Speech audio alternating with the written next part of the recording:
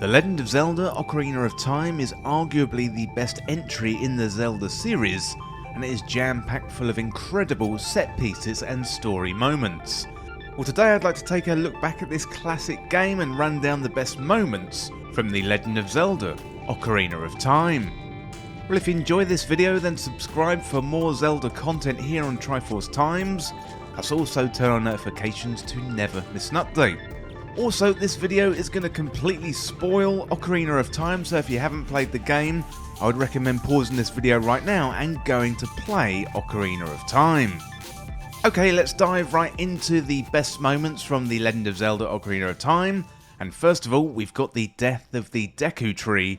So this happens relatively near the start of the game. We haven't known the Deku tree for very long, but you get the sense the Great Deku tree is really important to the culture of the people of the forest. You may expect the Great Deku tree to last throughout the game at the very start, but he dies, and yes, it is really sad.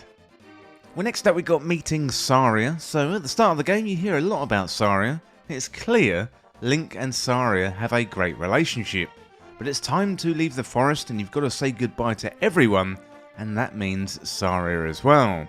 Now, this may not be up to the standard of cutscenes of today, but still, this one hits really hard, and it's the first time that Link leaves the forest, and it's one of the best moments very early on in the game. Well, next up we got Hyrule Field. The first time that you see the expanse of Hyrule Field, it is absolutely stunning. Up until this point, Zelda games have been very linear, and this is the first time you get a large open area to explore where you get to choose your next destination. Hyrule Field is unique given its rapid day and night cycle, plus you also get to meet unique enemies, and later you can access Lon Lon Ranch. Well, next up we got spying on Ganondorf. So Link has to sneak through the castle and avoid the guards, meeting a young Princess Zelda in Hyrule Castle. She encourages us to look through a window at Ganondorf, the evil wizard who is influencing the King of Hyrule, and not in a good way. Ganondorf feels Link and Zelda's eyes upon him and turns to look before the two children move out of the way. We know at this point this is an evil man with evil intentions, and we know that one day we're going to have to face off against him one-on-one, although we're going to have to get much stronger first. Well, next up we got Darunia dancing. So Darunia is the chief of the Goron, clearly a fearsome leader. You know, in another great moment early in the game we make him dance by playing a tune. It's unexpected, and it also shows off the great sense of humour found in Zelda games. Yeah, many of the story moments in the game are hard hitting, but this one just shows off how funny the game can be. Well, next up we got getting the Master Sword. So there's something about the music in the Temple of Time, it just hits me right in the nostalgia and takes me back to playing the game for the first time. At this point in the game we've discovered the medallions and we use them to open the door in the Temple of Time, and Navi floats up to the mystical blade, recognising this is something very special. So Link as a child is small compared to the Master Sword. He grabs it with two hands, lifts it out of the pedestal, and then something magical happens. Well, next up we got Adult Link. So after getting the Master Sword for the first time, we are transported ahead and we meet our sage who is speaking to Link. The camera pans back to reveal Link is now an adult and no longer a small child, and this is our first experience of the time travel mechanic in Ocarina of Time, and it's one mechanic that will help cement this as one of the best games of all time. Well, next up we got stealing Epona. So once we make our way out of the Temple of Time into Hyrule Field, we find ourselves in Lon Lon Ranch. Only the former stable hand has taken over, and we can challenge him to a horse race, and when we beat him, we can charge the fences with Epona, jumping over the fence and escaping with our new buddy. So at the time this came out, riding a horse in a video game was very ambitious, and the moment where Link and Epona jump the fence is absolutely fantastic. Well, next up we got Dark Link. So this isn't the first time that we fought Dark Link. We also fought Dark Link at the end of Zelda 2. However, this was in 3D for the first time, and that moment in the water temple is very memorable.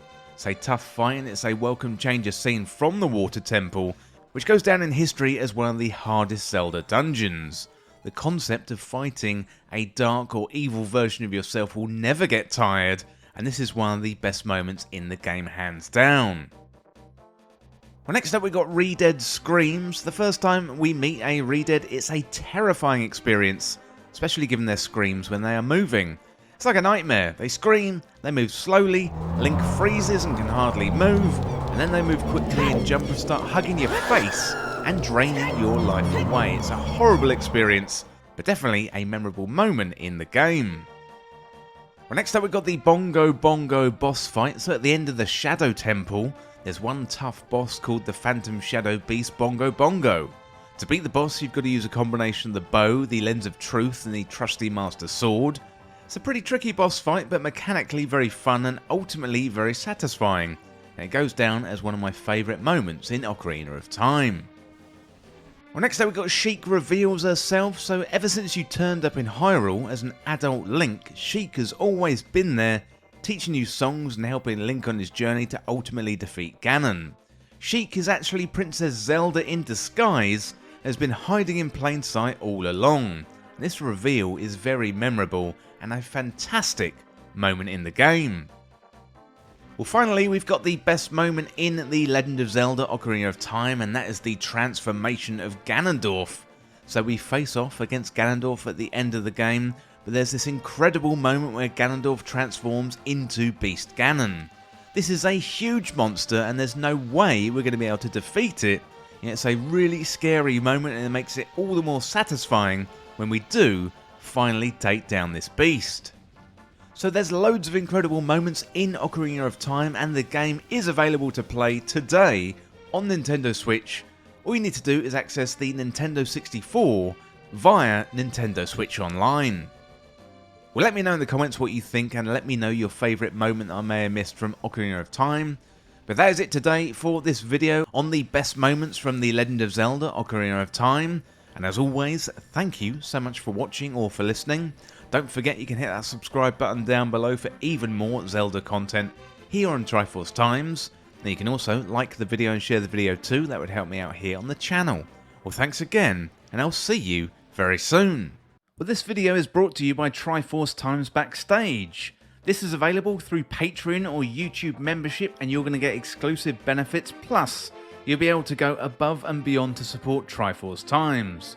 Free content is core to Triforce Times, and you can continue to enjoy these videos that you know and love. However, if you want to enjoy the benefits like early access, our community Discord, shoutouts in the credits of videos, content polls and exclusive videos, then select the tier that is right for you and join Triforce Times Backstage today. So help me make Triforce Times be even bigger and better, plus you're going to get some added benefits for a small fee every month. Well, thank you for listening, and now it's time to go back to the video.